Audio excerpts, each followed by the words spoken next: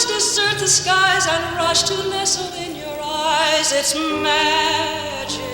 Meet Debbie Young, talented freelance illustrator, chain smoker, suspicious of cats, and the promise of a life filled with romantic bliss. Yeah, I've had my share of hard knocks in this world.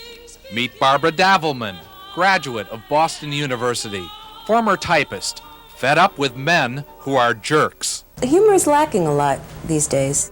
And meet Nina Tassler, friend of Barbara and Debbie, self-described Jewish-American princess whose pedestal has crumbled more than once. Barbara and I have been through a number of different relationships in the course of our life, and not every one of them was a bed of roses. Like millions of American women, this trio has had to kiss off an endless number of undesirable suitors and low forms of the male persuasion. The problem in throwing out the bums has always been how to do it quickly and cleanly. They don't want to tell their boyfriends or whatever that they took 2 hours to write out a card to think about it.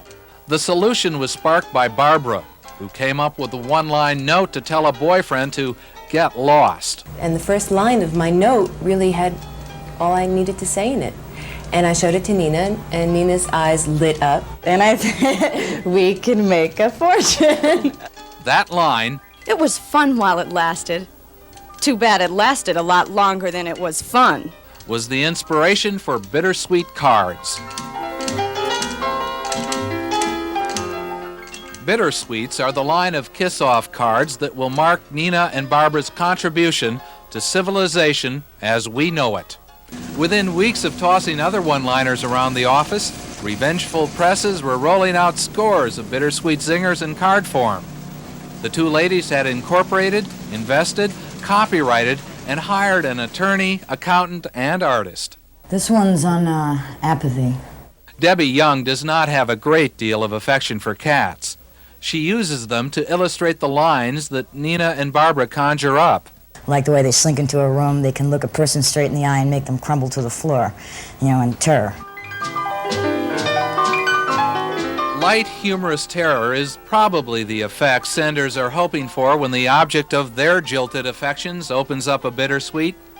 There are several classic categories to choose from: guilt, reconciliation, revenge, and apathy. It all reads sweetly enough on the outside. Oops, I forgot your birthday. But zings you where it hurts, on the inside. Also the smell of your aftershave, the color of your eyes, and the way you kiss. The cards are not aimed at destroying somebody. They're to let someone know where they stand, to let them know where you stand. And psychologically, that can be very healthy. I've been taught from a long time ago that if you repress your feelings, you're going to end up paying at least $5,000 a year in shrink bills. As soon as that card goes right through the mail, it's a load off your shoulders. You'll know you'll be getting it the next day. Aren't we both seeking the same thing? Someone else?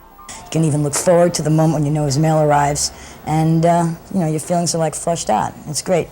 You're clear for your next romantic adventure. Bittersweet missiles are now launched from card shops throughout the nation. The need to say "Dear John" differently keeps the presses humming. Do you remember the wonderful time when... Oh, that wasn't you. Running away from our problems is not the answer. I'll take a cab. Does the trio talk a lot about men? We don't have time. We're too successful.